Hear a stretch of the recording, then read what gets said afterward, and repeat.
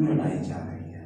आमीन। आए मेरे संग निकालें अमाल 2 बाब और इसकी पहली आयत से हम पढ़ेंगे।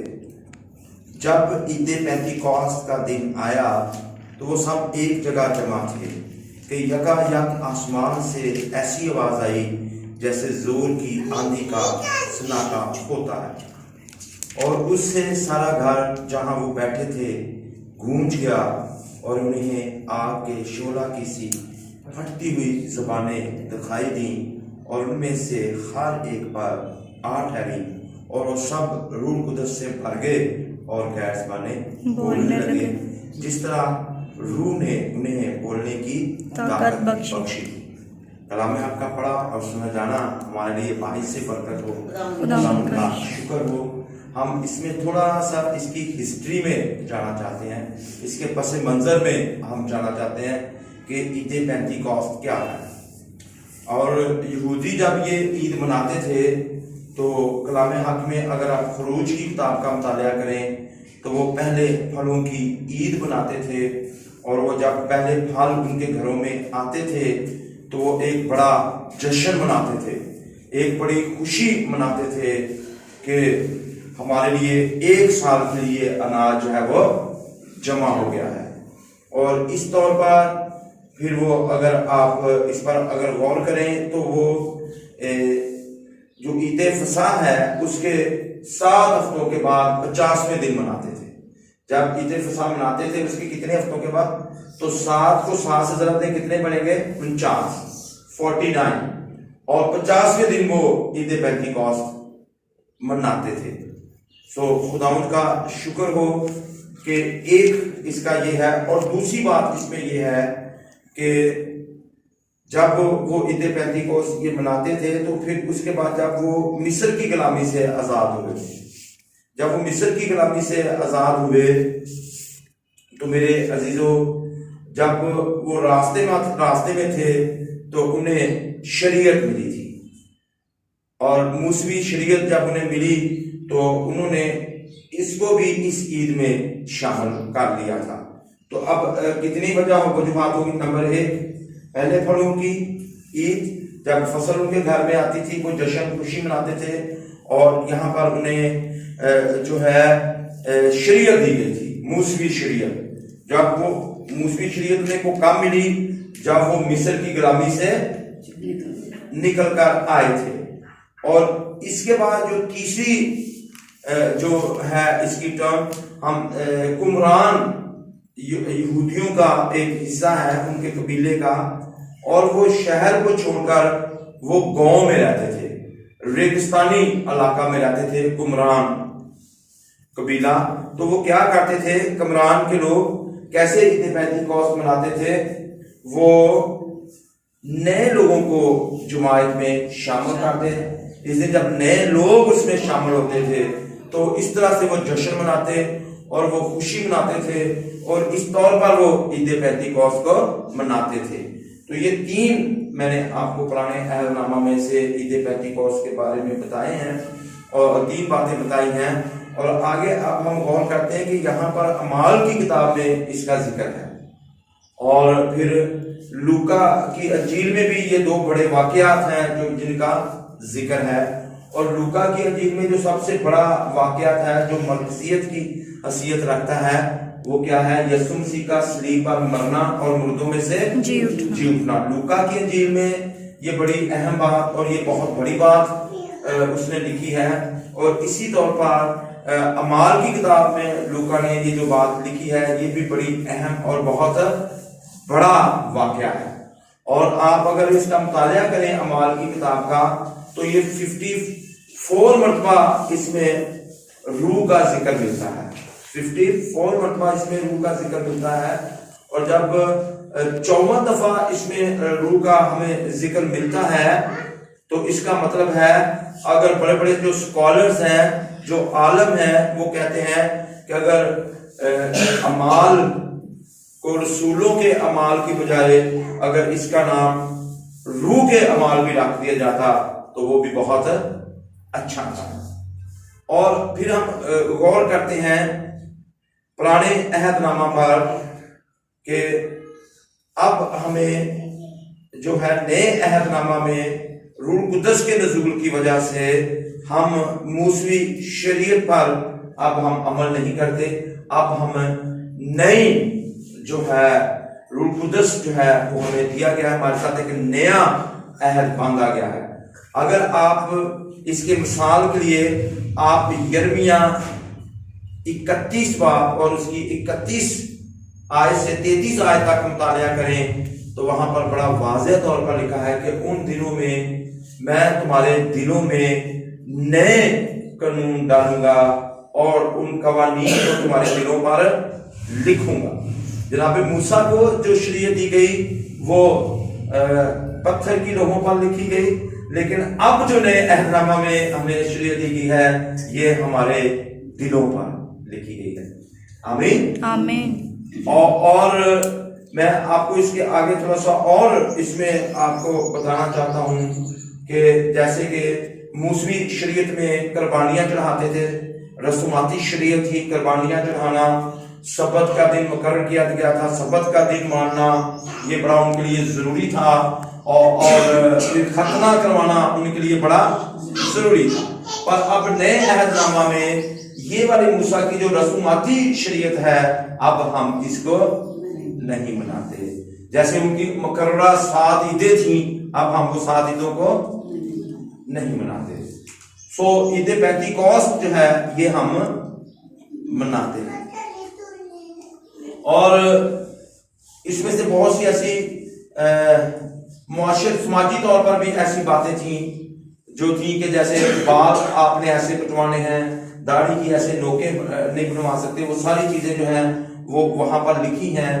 اور اب ہم وہ بھی نہیں کرتے، اگر کپڑے سلانے ہیں تو اس کا دھاگا کیسے استعمال کرنا ہے، کس طرح کے کپڑے سلانے ہیں، اب ایسی کوئی پابندیاں ہمارے اوپر عائد نہیں ہیں، اور اس طور پر ہم موسوی شریعت سے ان باتوں سے آزاد ہو گئے ہیں، پر موسیٰ کے 10 حکموں سے ہم آزاد نہیں ہوئے۔ جو 10 احکام ہیں ان کو تو تختیوں پر لکھ کر دیے گئے، اب وہ ہمارے دل کی تختیوں پر ہونے چاہیے اور ان پر ہم نے عمل کرنا ہے۔ اور اسی طور پر ہم غور کرتے ہیں کہ جب روح القدس کا نزول ہوا تو یہاں پر پہلی بات جو یہاں پر لکھی ہے کہ یکا یک ایسی آواز آئی اور زور کی آندھی کا سناٹا۔ یہ جو زور کی آندھی کا سناٹا ہے یہ کس کو ظاہر کرتا ہے؟ یہ خدا کی حضوری کو ظاہر کرتا ہے۔ آندھی کس کو ظاہر کرتی ہے؟ خدا کی حضوری کو ظاہر کرتی ہے، کیونکہ اگر آپ اس پر غور کریں پیدائش کی کتاب پر تو وہاں پر لکھا کہ پانی کی سطح پر روح القدس کیا کرتا تھا؟ جنبش۔ اور روح القدس کو کیا کہا گیا ہے؟ ہوا بھی کہا گیا۔ اور جب اس کو سمجھایا گیا جیسے کہتا ہے تو ہوا کو نہیں جانتا، نیکودیموس کو یوحنا 3 باب میں ہوا جدھر کو چلتی ہے اور روح تو اس کو محسوس کرتا ہے، دیکھ نہیں سکتا، روح القدس بھی ہوا کی طرح ہے۔ اور پھر اس کو جب پیدائش کی کتاب میں روح پھونکا گیا، اس کو ہوا اور سانس بھی کہا گیا ہے۔ تو اس طرح سے جو آندھی ہے یہ خدا کی حضوری کو ظاہر کرتی ہے کہ جب وہ بیٹھے تھے، جب وہ دعا میں بیٹھے تھے تو ان کے درمیان میں خدا کی حضوری ہے۔ اب بھی جب ہم گھروں میں جگہ پر جگہ جب بیٹھتے ہیں تو خدا کی حضوری روح کی صورت میں ہمارے درمیان میں آتی ہے۔ اور دوسری بات یہاں پر لکھا ہے کہ انہیں آگ کے شعلہ کسی پھٹتی ہوئی زبانیں نظر آئیں، اور آگ بھی خدا کی حضوری کو ظاہر کرتی ہے۔ جب وہ قربانیاں چڑھاتے تھے وہ کہتے تھے آسمان سے آگ آئی، خدا کی حضوری آتی تھی آگ کی شکل میں اور قربانی کو جٹ کر جاتی تھی، ختم کر جاتی تھی۔ پھر ہم غور کرتے ہیں کہ جب بنی اسرائیل قوم ملک مصر سے نکلی تو جب وہ بیابان میں جنگلات میں تھے تو وہاں پر جو ہے دن کو خدا بادل کی صورت میں جب بادل دیکھتے تھے کہ خدا کی حضوری ان کے اوپر ہے، اور رات کو خدا آگ کے ستون میں ان کے ساتھ ہوتا تھا، اور آگ کا ستون جو ہے جو آگ ہے یہ بھی خدا کی حضوری کو ظاہر کرتی۔ اس طرح سے خدا ظاہر کرتا تھا کہ بیابان میں آپ کے ساتھ ہوں، कोई जंगली दरिंदा, कोई जंगली जानवर, कोई चीज तुम्हें बियाबान में भी नुकसान नहीं पहुंचा सकती। तो आज हम बड़े खौफजदा हैं, हम डरे हुए हैं कोरोना वायरस से कि कहीं ऐसा ना हो जाए, ऐसा ना हमें डरने की जरूरत है। सब नहीं डरे, लेकिन कुछ बीच में से खौफजदा है। हमें एहतियाती तदाबीर जरूर अपनानी है, पर उससे खौफजदा होने की जरूरत है, क्योंकि हमारा खुदा आग की सूरत में हमारे दरमियान मौजूद है। और वो कौन सी आग है? रूह की सूरत। आमीन। और अगर हम गौर करें कलाम मुकद्दस पर, तो यूहन्ना ने कहा कि मैं तो तुम्हें पानी से बपतिस्मा देता हूं, लेकिन जो मेरे बाद आता है वो तुम्हें आग से बपतिस्मा देगा। और इसका मतलब क्या है? बपतिस्मा जो का मतलब है डूब जाना। क्या करना? डुबोना या निकालना। बपतिस्मा जो इसके लिए यूनानी ज़बान का लफ्ज इस्तेमाल हुआ है, उसका मतलब क्या है? डूब जाना। और इसी तौर पर पहले हम पानी में डूबते हैं और उसके बाद किस में डूबना है? रूह में, पाक रूह में डूब जाना है। और हम गीत भी गाते हैं, पाक रूह के दरिया में हम डूब जाएंगे। जब हम रूह में, पानी में जब तू गोता लगाता है, उसमें डूब जाता है, तो इंसान नजर नहीं आता, पता नहीं होता यहाँ पर इंसान है अभी कि नहीं, पानी ही नजर आता है और वो इंसान नजर। इस तरह हमें नजर नहीं आना चाहिए, हमारे अंदर से रूह को नजर आना चाहिए, हमें उसमें डूब जाना है। डूबने से मुराद ये है, कई लोग दुनिया में डूबे हुए हैं, कई लोग खौफ में डूबे हुए हैं, कई लोग अपने हालात में डूबे हुए हैं, कई लोग परेशानियों में डूबे हुए हैं, पर हमने इनमें नहीं डूबना, हालात में नहीं डूबना, रूह में डूबना है। और रूह कुदस का हमारे ऊपर नज़ूल इसीलिए हुआ है कि हम उसकी हजूरी में रहें। हम गौर करते हैं कितने लोगों को पुराने यादनामा में रूह कुदस मिलता था? सिर्फ 3 किस्म के लोगों को, जो नबी होते थे, जो काहिन होते थे और जो बादशाह थे। सिर्फ उन पर रूह नाज़िल होता था, बाकियों पर रूह का नज़ूल नहीं होता था। पर नए अहदनामा में हमारे लिए बड़ी खुशी की बात है, हिजकिय्याह की किताब में लिखा, मैं उस वक्त मैं अपना रूह तेरे बातन में डालूंगा ताकि तू मेरे आइन की पैरवी करे। और रूह के बड़े बड़े कामों को बयान किया गया है। अगर आप हिजकिय्याह 37 बाब का मुताला करें तो वहां पर जो हड्डियां पड़ी थी, तो क्या उन पर चली हवा चली, तो वो हड्डियां आपस में जुड़ना शुरू हो गई। मुर्दा हड्डियां जो पड़ी थी, और रूह में इतनी ताकत, इतनी पावर है कि मुर्दा हड्डियां भी आपस में, वो जो हड्डियां जुदा हुई थी वो भी जुड़ गई। आज भी कितनी हड्डियां निकाली थी हवा को बनाने के लिए? एक है ना, ये तो मेरी हड्डियों में से हड्डी है। तो कई हड्डियां जो है अब भी जुड़ी हुई नहीं है ना, उन्होंने लड़ाई की हुई है, एक दूसरे से जला हुई है, तलाक नहीं दी, हमने ऐसे रहना है। लेकिन क्या है कि जब हुजूरी आएगी, रूह कुदस की कुदरत हम पर नाज़िल होगी, तो हम क्या करेंगे? वो हड्डियां क्या होंगी? जुड़ जाएंगी। आमीन आमीन। और वो हड्डियां जुड़ गई हवा के साथ, और वही खुदा की हुजूरी आज हमारे दरमियान में मौजूद है, जो सूखी हुई हड्डियों में जान डाल देती है। आमीन। इसलिए जब हम रूह में डूबेंगे, रूह हमारी जिंदगियों में आएगा, तो फिर ये काम होंगे। हवा चली तो ये काम हमारी जिंदगियों में होगा। इसलिए हमें किसी चीज से खौफजदा नहीं होना, बल्कि रूह में डूबे रहना है। तो फिर बड़े बड़े काम हमारी जिंदगियों में वकूअ में आएंगे। और जैसे आप जानते हैं, जब बनी इस्राएल कौम वहां से निकली तो क्या हुआ? पीछे फिरौन के रात आगे बैरे गुलजम था। तो वो जो फिरौन उनके रथों को किसने रोका पता है आपको? जब आप मूवी देखेंगे, उसके आगे बहुत बड़ा आग का सतून, जैसे वो आग जदा हुई और फिर वो आगे आए, फिर वो बैरे गुलजम में दाखिल हुए और वो वहां पर आपस में मिल गया।